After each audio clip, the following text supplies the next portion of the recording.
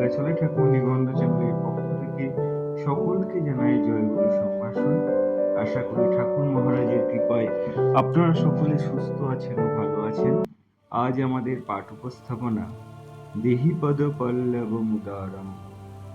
বীরভূম জেলার বিন্দুবিল্ল গ্রামে ভক্তকবি জয়দেবের জন্ম। শৈশবেই তিনি ভক্তিমান পিতা, ভক্তিমতী মাকে হারিয়ে অধিক দুঃখ কষ্টের মধ্যেই মানুষ হয়ে ওঠেন।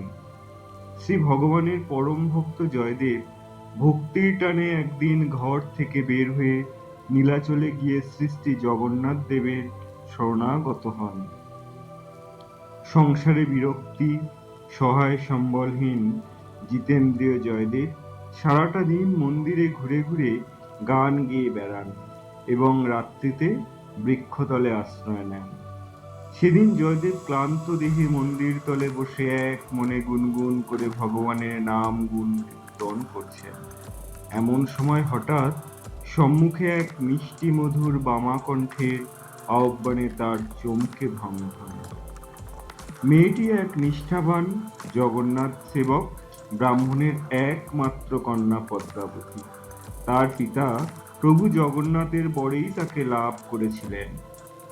তবে তিনি এই বলেই প্রভুর চরণে সমর্পণ করেছিলেন যে কন্যা হলে তিনি তাকে প্রভুর শ্রীচরণের দাসী রূপে দান করে দেবেন। শৈশব থেকেই তিনি পদ্মাবতীকে শিখিয়ে এসেছেন যে প্রভু জগন্নাথই তার স্বামী, তিনিই তার জগৎ স্বামী।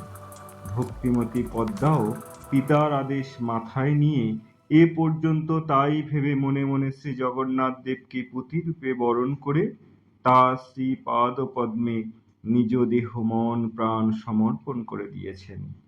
অপরূপ রূপ ও লাবণ্যবতী পদ্মা তাই পূর্ব রীতিমতো মেনে প্রভুকে খুশি করবার জন্য সঙ্গীত ও নৃত্যবিদ্যায় অসম্ভব পারদর্শী হয়ে উঠেছেন। তাই আর না মায়া বাড়িয়ে ব্রাহ্মণ কন্যাকে সঙ্গে নিয়ে প্রভু জগন্নাথ মন্দিরে উপস্থিত হতেন এই মনস্থ করলেন। কিন্তু রাত্রিতে জগন্নাথ দেব ব্রাহ্মণকে স্বপ্নে আদেশ করলেন, শোনো ব্রাহ্মণ, আমার মন্দিরের পাশে এক যুবক ব্রাহ্মণ ভক্ত আমারই নাম গুণগানে মুগ্ধ হয়ে আছে। নাম তার জয়দেব। তুমি তোমার কন্যা পদ্মাবতীকে তারই হাতে সমর্পণ করবে, আমি তাতেই সন্তুষ্ট হব। প্রভাত হতেই ব্রাহ্মণ তাই কন্যা পদ্মাকে সাজিয়ে নিয়ে জগন্নাথ মন্দিরে গিয়ে উপস্থিত হলেন। জয়দেবকে খুঁজে পেতে তাদের খুব একটা অসুবিধা হলো না। দিব্যকান্তি তরুণ সন্ন্যাসী জয়দেবকে দেখে ব্রাহ্মণ কন্যাকে দেখিয়ে দিয়ে বললেন, মা পদ্মা, উনিই তোমার স্বামী, তুমি ওনাকে প্রণাম নিবেদন করো।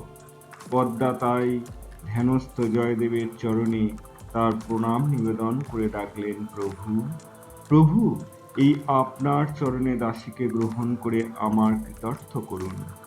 জয়দেব চোখ মেলে তাকিয়ে আতঙ্কে শিউরে উঠলেন। যে ভয়ে তিনি ঘর ছেড়েছিলেন তা এই জগন্নাথ ক্ষেত্রে তার পিছু নিয়েছে। তিনি অতি বিনয়ের সাথে বললেন, কন্যা, তুমি ভুল করছো, আমি যে সন্ন্যাসী, দারু মূর্তি দেখাও তোমার পক্ষে অপরাধ, আমি তো তোমার গ্রহণ করতে পারবো না। একবার ব্রাহ্মণকে করজোড়ে বললেন, এ আমার কন্যার অনুরোধ নয়, এ হলো স্বয়ং প্রভুর আজ্ঞা। তিনি স্বয়ং আমাকে আদেশ করেছেন, তুমি ফিরিয়ে দিও না বাবা। কন্যা আমার অতীব ভক্তিমতী, তোমার কোনো অসুবিধাই হবে না। জয়দেব বললেন, তা কি করে হয়? প্রভুর এ কি আশ্চর্য আদেশ, এ কি কঠিন পরীক্ষায় ফেললেন আমার। হায় হায়, এ কি করে সম্ভব? ব্রাহ্মণ, আপনি হয়তো ভুল করছেন। অনেক বাক্য বিনিময়ের পর অগত্যা ব্রাহ্মণ জয়দেবকে কিছুতেই রাজি করাতে পারলেন না। কন্যাকে জয়দেবের কাছে রেখে বিদায় নিতে বাধ্য হলেন।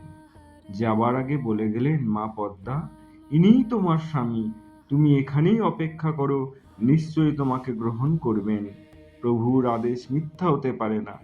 পদ্মাবতীর আকুল ক্রন্দনে জয়দেবের চরণ লুটিয়ে পড়লেন। জয়দেব তাকে অনেক বুঝিয়ে কোনো প্রকার নিঃসস্তন করতে পারলেন না। পদ্মাবতী জয়দেবের চরণ দুখানি জড়িয়ে ধরে কাঁদছেন, প্রভু আমার দয়া করুন, চরণ হতে ঠেলবেন না, এই কায় মনোবাক্যে আপনারই শরণ নিলাম। জয়দেব ভাবলেন, বুঝতে পেরেছি, মায়ার ফাঁস আমার গলায় পড়াতেই হইবে, প্রভুর ইচ্ছাই পূর্ণ হোক। অচিরে তিনি পদ্মাবতীকে বিয়ে করে সংসার পাতলেন। দেশে ফিরে একটা উভয়ই বাসার জন্য একটা কুটির বাঁধলেন এবং অপর একটা কুটিরের মধ্যে শ্রী রাধা মাধবের বিগ্রহ প্রতিষ্ঠা করে তারই সেবায় পত্নী ও পদ্মাবতী নিযুক্ত করলেন। উভয়ে পরম সুখে প্রভুর সেবায় নাম গানে দিন যাপন করেন।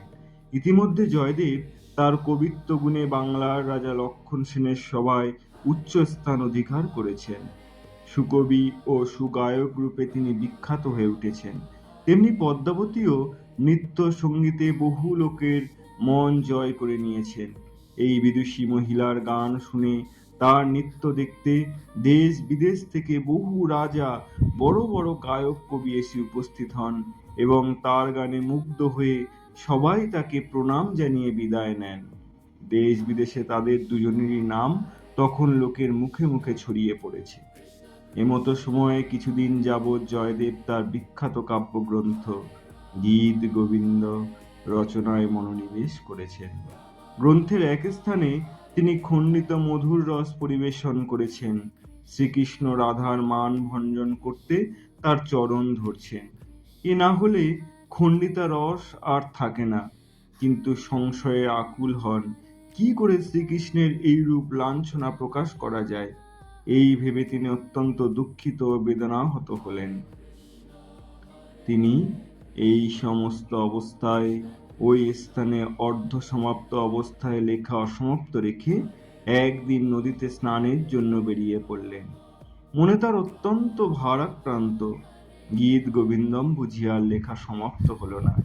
বাড়ি হতে নদী অনেক দূরের পথ। পদ্মাবতীকে একা গৃহে তখন রাধা মাধবের ভোগ সাজানোয় ব্যস্ত। এমন সময় সেখানে ঘটে গেল এক অলৌকিক ঘটনা। যে কথা লিখতে জয়দেবের মনে এত সংকোচ, তা যে ভগবান একান্ত অন্তরের কথা। চিরদিন তিনি যে ভক্তকে বড় করে দেখেছেন, ভক্তের মন বাড়াতে আপন মনটিকে অকাতরে তিনি বিলিয়ে দিয়েছেন। তাই আর ধৈর্য ধরতে পারলেন না। নিজ হাতে কাব্যের পাঠ পূরণের জন্য তিনি ভক্তের প্রতি কৃপাপূর্বক জয়দেবের রূপটি পরিগ্রহণ করে কুটির দ্বারে উপস্থিত হলেন। ভিতর হতে দ্বাররুদ্ধ দেখে তিনি পদ্মাবতীর নাম ধরে ডাকলেন, পদ্মা, পদ্মা, দ্বার খোলো, আমি ফিরে এসেছি। অকস্মাৎ এত শীঘ্র স্বামীর প্রত্যাবর্তন পদ্মাবতীকে অবাক করে দিল। পদ্মাবতী দ্বার খুলে জিজ্ঞাসা করলেন, এ কি স্বামী, এত শীঘ্র আপনি ফিরে এলেন? কি হয়েছে? তবে কি শরীর অসুস্থ? ভগবান মনে মনে বলছেন, পদ্মা সখী আমার, তোমার ভক্তির টানে আমি যে আর না এসে পারলাম না। বললেন, পদ্মা, স্নানে যেতে যেতে অসম্পূর্ণ পথটির কথা মনে পড়ল। সাবধান হয়ে যাওয়ায় তাড়াতাড়ি ফিরে এলাম লেখার জন্য। দেরি হলে যদি ভুলে যাই, তাই অতি শীঘ্র আমার পাণ্ডুলিপিখানা এনে দাও। পদ্মাবতী শশব্যস্ত হয়ে পুঁথিখানা জয়দেবের রূপী শ্রী ভগবানের শ্রীহস্তে অর্পণ করলেন। ভগবান আপন পদ্মহস্তে কাব্যের অসমাপ্ত পদ পূরণ করে দিয়ে অন্যান্য নাজির করলেন। জয়দেবের হস্তে লেখা ছিল, শরগরলং খণ্ডনম মম শিরসি মণ্ডলম। অসমাপ্ত লেখাটিতে ভগবান হাতে লিখে দিলেন, দেহি পদপল্লব মুদারম। লেখা সমাপ্ত করে পুঁথিটি বেঁধে রেখে দিলেন। পদ্মা, আজ আর আমি স্নানে যাব না, তুমি শীঘ্র নৈবেদ্য প্রস্তুত করে দাও। আমি এখনই রাধা মাধবের সেবা দিয়ে প্রসাদ গ্রহণ করব। ভীষণ খিদে পেয়েছে। ভোগ নিবেদন পূর্বক অতি সত্বর ভগবানের ঘরে প্রবেশ করে পদ্মাবতীকে বললেন, পদ্মা, আজ ভীষণ আনন্দ হচ্ছে, এসো আমরা দুজনে একসাথে বসে প্রসাদ গ্রহণ করি। এই বলে পাশাপাশি বসে ভগবান খেতে খেতে মহা আনন্দে পদ্মার মুখেও প্রসাদ তুলে দিতে লাগলেন। পরম সুখে দুজনে ভোগ গ্রহণে সমাপন করে ভগবান বিশ্রাম নিয়ে শয্যা গ্রহণ করলেন এবং পদ্মা অত্যন্ত আহ্লাদিত হয়ে ভগবানের পদসেবা করতে লাগলেন। ঠিক এমন সময় বাহির দ্বারে জয়দেবের কণ্ঠ শুনে পদ্মা অত্যন্ত চমৎকৃত হয়ে উঠলেন।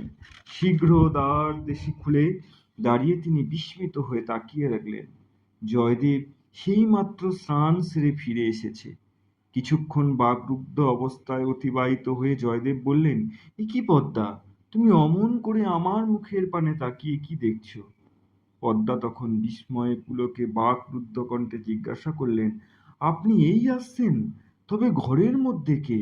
জয়দেব চমকিত হয়ে বললেন, কি বলছো পদ্মা, আমি তো কিছুই বুঝতে পারছি না। পদ্মাবতী বললেন, আপনি স্নানে চলে যাবার একটু পরেই তো ফিরে এসেছেন। আজ আর নদীতে স্নানে যাবেন না। কাব্যের পাদ পূরণের শ্লোকটি আপনার মনে পড়েছে, তাই যদি বিলম্বে ভুলে যাই, এই জন্য আপনি তো এক্ষুনি লিখে রাখলেন। এই বলে আমি পুঁথি দিতে গেলাম। আমি তো আপনার হাতে দিয়ে আপনি শ্লোকটি লিখে রেখে মনের আনন্দে প্রসাদ গ্রহণ করে বিশ্রাম নিতে গেলেন। আমি পদসেবা করতে করতে আপনার কণ্ঠস্বর শুনে ছুটে এলাম। এখন বলুন, তিনি যদি আমার স্বামী হন, তবে আপনি কে? এই কথা শুনে জয়দেব আনন্দে লাফিয়ে উঠলেন। তার আর বুঝতে বাকি রইল না ঘটনাটি কি ঘটেছে। তাড়াতাড়ি গৃহমধ্যে প্রবেশ করে দেখেন ভগবান অন্তর্ধান করেছেন, কিন্তু তখনও তার গাত্র সৌরভ ঘরের মধ্যে ছড়িয়ে আছে। পুঁথি খুলে দেখেন শূন্য স্থানে ভগবান শ্রীহস্তে লেখা অক্ষর জল জল করছে, দেহি পদ পল্লব মুদারম। জয়দেব পুঁথিখানি একবার মস্তকে, একবার নয়নে, একবার হৃদয় স্পর্শ করে আকুল ক্রন্দনে পদ্মাবতীর চরণতলে পতিত হলেন। প্রেম পুলকিত স্বরে বললেন, ধন্য তুমি পদ্মাবতী, তোমাকে স্ত্রী রূপে পেয়ে আমিও ধন্য। সার্থক জন্ম তোমার। কত না পুণ্য বলে তুমি নিজ স্বামী রূপে জগৎ স্বামীকে সেবা করে একে অন্যের কৃত্যে স্থাপন করলে। কিন্তু আমার ভাগ্য মন্দ, আমি তাকেও আজও দর্শন পেলাম না। সহস্র আকাশবাণী শোনা গেল। ভগবান বললেন, জয়দেব, দুঃখ করো না, তোমরা উভয়ই আমার পরম প্রিয়। তোমরা এই গীত গোবিন্দ কাব্য তো আমার ভীষণ প্রিয়। জীব জগৎ যতদিন বর্তমান থাকবে, ততদিন এই গীত গোবিন্দ কাব্যের সাথে জয়দেব পদ্মাবতীর নাম অমর হয়ে থাকবে। এই কাব্যরস ও সঙ্গীত পরিবেশনের মধ্যে দিয়েই একদিন তোমরা বাঞ্ছিত ফল লাভ করবে। জয় গুরু, জয় গুরু, জয় গুরু।